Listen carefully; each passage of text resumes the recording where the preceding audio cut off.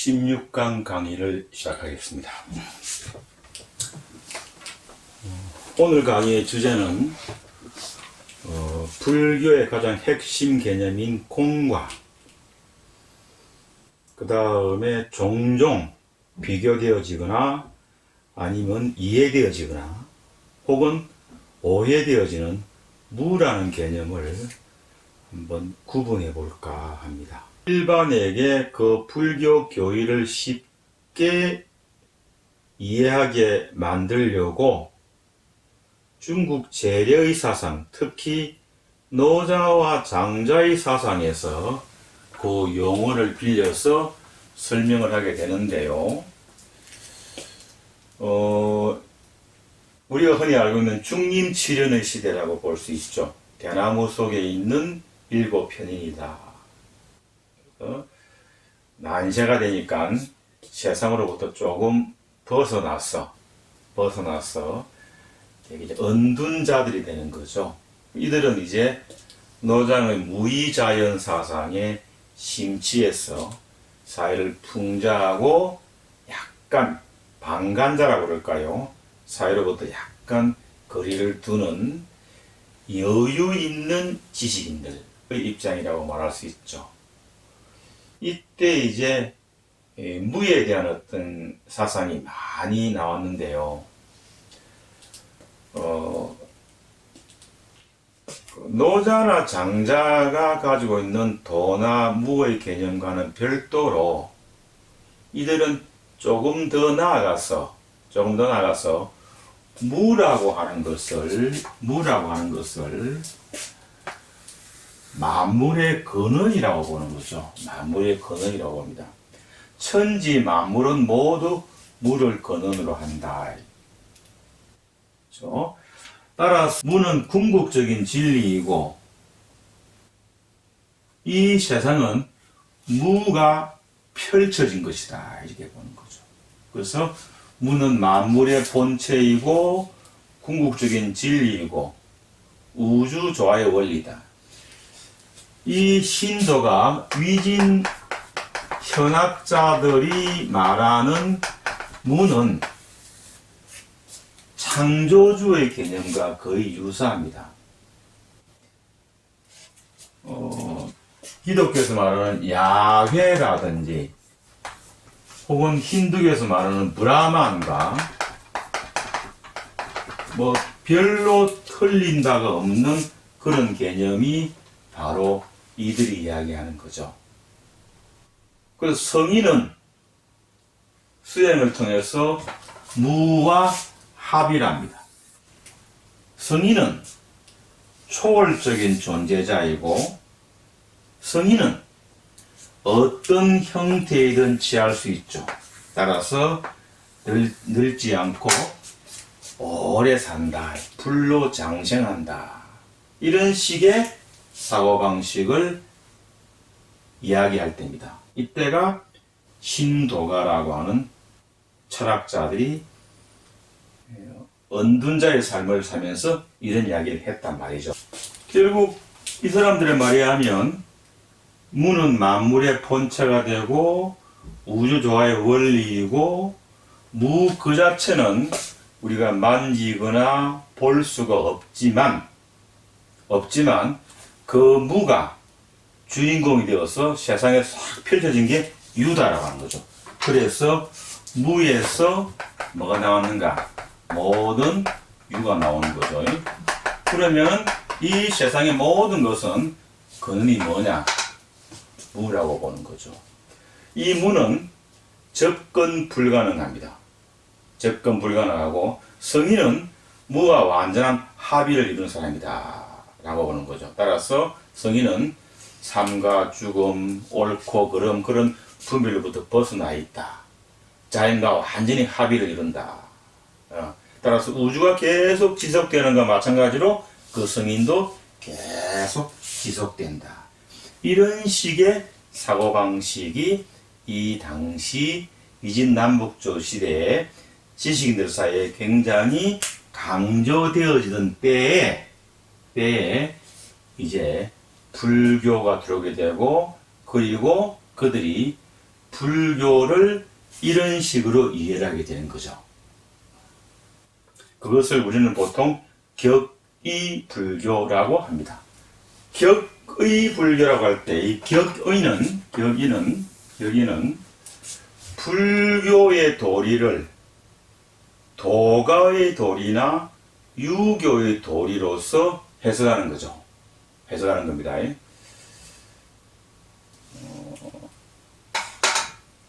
어렸을 때 기억이 나는데요. 초등학교 1학년 때인가 받아쓰기 시험을 치는데 그 당시는 뭐 초등학교 1학년 때니까 대부분 다 100점 받고 뭐 이럴 때잖아요. 그런데 한 번은 95점이 나왔어요. 분개했죠. 나뿐 아니고 모든 아이들이 다 분개했습니다. 왜 95점인가라고 보니까 하나가 틀렸는데 그림을 그려놓고 이런 그림을 그려놓고 그림을 그려놓고 거기다가 이게 뭐냐라고 이렇게 묻는 문제였어요. 그때 나는 그걸 딱 보고 고무신 나뿐 아니라 모든 아이들이 다 고무신 이렇게 적었어요. 고무신. 그런데 선생님이 틀렸다는 거예요. 답이 뭐냐고? 바나나야, 바나나. 그런데 우리는 그때 바나나를 본 적이 없어. 바나나를 본 적이 없죠. 선생님은 바나나를 먹어본 적이 있으니까 바나나라고 내는데 우리는 본 적이 없어. 그럼 우리는 그때 바나나를 본 적이 없으니까 어떻게 바나나를 이해할까요? 아, 고무신처럼 생겼구나. 이게 바로 바나나를 격의해서 이해하는 거다. 내가 가지고 있는 자료를 가지고 유추하는 거죠. 그와 마찬가지로 유교가 가지고 있는 자료 가지고 불교를 유추하거나 도가의 자료로 불교를 유추하는 거죠. 예를 들어서 불교에서 말하는 5개 살생유택 이런 거 있잖아요. 그것을 5개라고 그러죠. 불교의 5개를 유교의 5상 가지고 이야기한다든지 혹은 불교의 공을 도가의 무와 동일시하는 거죠. 이런 것들이 보통 우리가 격의불교라고 하는 겁니다. 이때 얼른 보면 바나나와 고무신이 아주 유사해 보이지만 사실은 아주 다르죠. 어떻게 다른가 하면 불교가 가지고 있는 공의 개념이라고 하는 것은 도가의 무에 있는 개념과는 다른 거예요. 다른 겁니다. 어떻게 다른가? 여기 보니까 만물의 본성이 공이다. 공은 궁극적인 진리다. 부처는 공을 정득한다. 부처는 모든 분별이 사라진다. 영원한 존재다. 이렇게 보니까 유사해 보이죠. 유사해 보입니다. 하지만 내밀하게 들어가면 같지 않습니다. 그것이 오늘 우리 수업의 가장 핵심이 되겠죠. 공과 무는 어떤 차이가 있는가 하면 우리가 살고 있는 기본적으로 세간이라고 세간 우리가 살고 있는 이 세상에 근본적인 원인으로서 무라고 하는 거죠. 무라고 하는 거죠. 있죠. 그리고 그 무가 이제 유라고 하는 걸 만들어서 우리는 유죠. 살아간다 이렇게 보는 거죠. 그래서 무는 조물주나 야훼나 브라만과 같은 어떤 개념이 되는 거죠.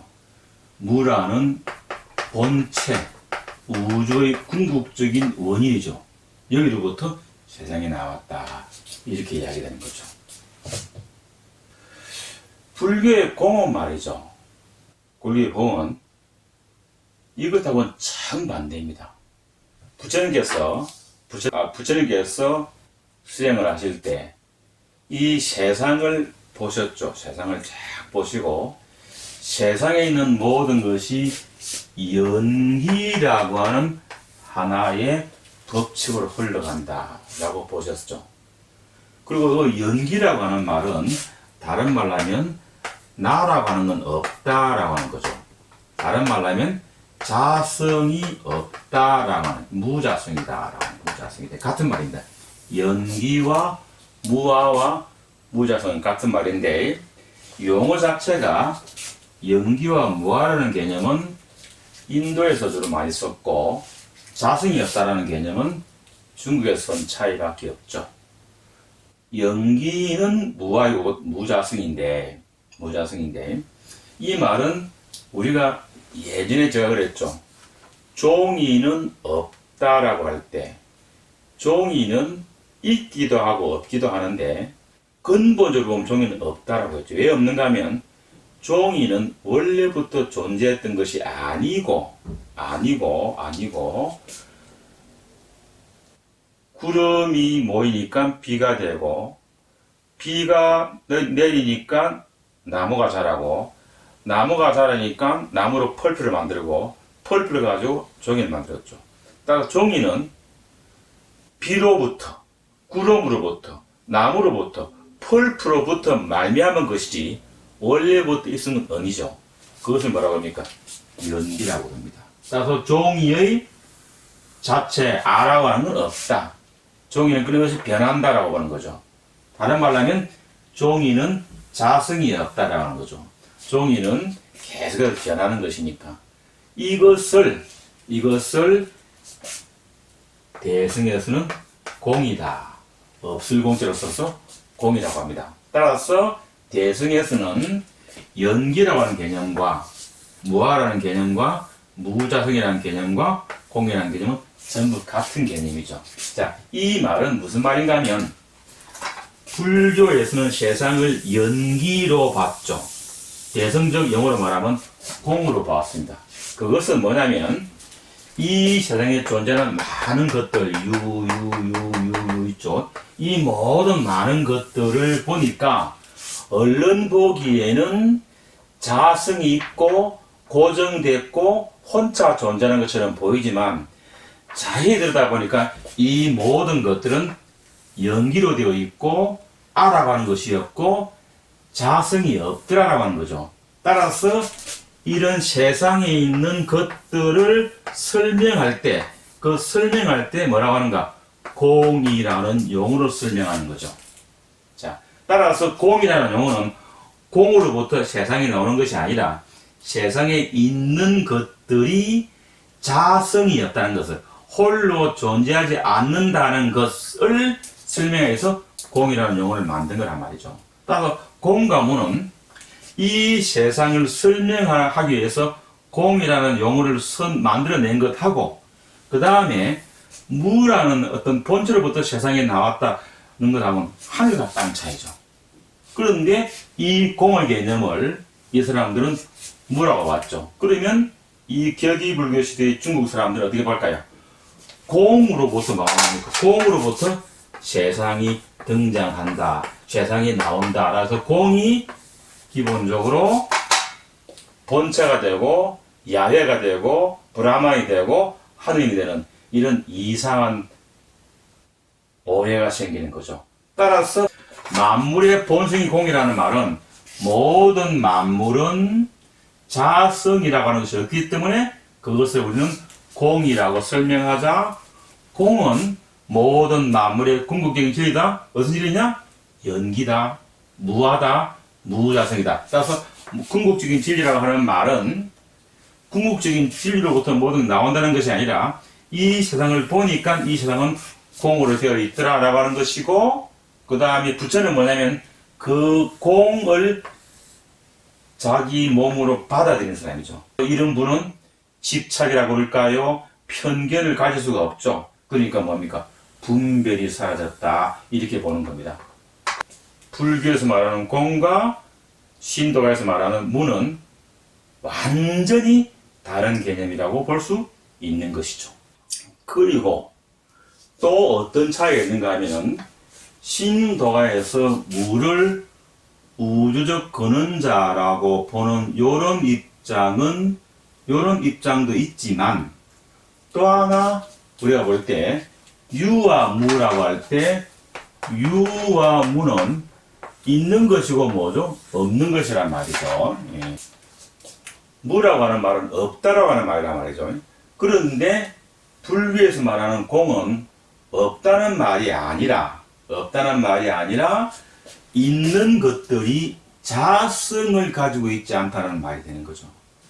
공과 무에서 먼저 신도가 위진 현악 시대에 중국 사람들이 불교를 받아들일 때 공을 자기네들이 가지고 있는 우주의 근원, 실제, 본체로서의 무와 동일한 개념을 받아들이기 때문에 이것은 불교를 크게 오해한 것이고 이 오해를 푸는데 시간이 많이 걸리겠죠. 그게 하나가 있습니다. 또 하나는 무라고 하는 것은 신도가 어떤 이런 무 말고도 무라고 하는 건 없을 무에 대한 이야기죠. 없을 무. 그런데 이 없을 무라고 하는 것과 불교의 공은 차이가 있죠. 없다라고 할 때의 무는 없죠. 없는 것인데 불교에서 말하는 공은 없기는 없는데 뭡니까? 없다는 것이 아니라 종이가 없다는 것이 아니라 종이는 원래부터 종인 것이 아니라 무엇으로 말미암은 것이라고 하니까 있는데 자성을 가지고 있지 않기 때문에 공이다라고 하는 거죠. 따라서 공과 무를 설명할 때 우리는 크게 두 가지. 하나는 공을 창조주라고 그럴까요?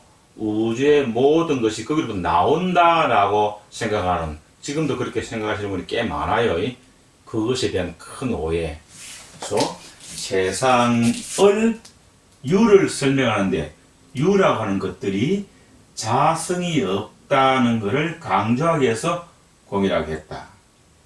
이게 공의 첫째, 공과 무에 대한 우리가 첫 번째로 가져야 될 이해 방식이고, 또 하나는 뭐냐면 무는 유무할 때 무는 없을 무인데 불교에서 말하는 공은 있는데 자성을 가지고 있지 않다라는 것이죠. 그것이 이 큰 차이가 되겠습니다.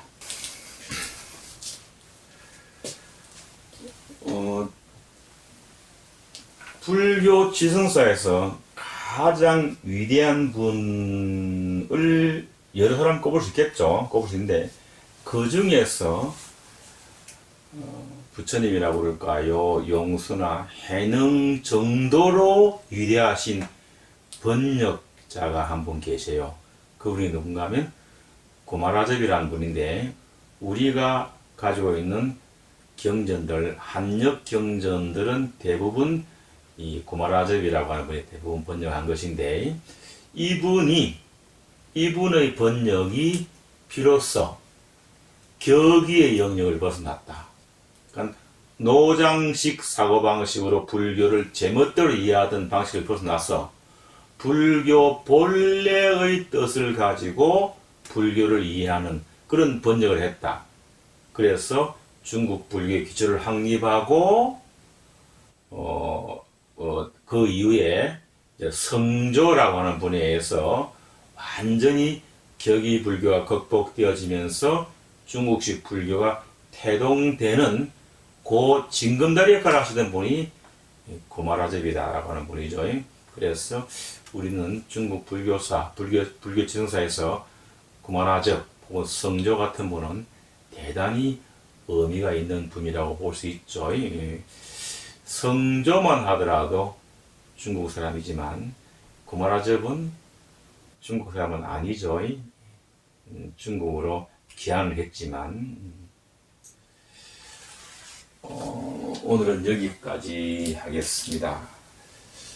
다음 시간에는 대성비불세라고 하는 것인데, 대성불교는 불교가 아닌가요? 라고 하는 주장을 지금도 많이 하고 있고, 그 주장은 상당 부분 설득력이 있으면서 상당 부분 설득력이 없습니다. 그래서 다음 시간에는 어느 정도의 설득력을 가지고 어느 정도의 설득력이 없는가 하는 문제를 한번 살펴보도록 하겠습니다. 고맙습니다.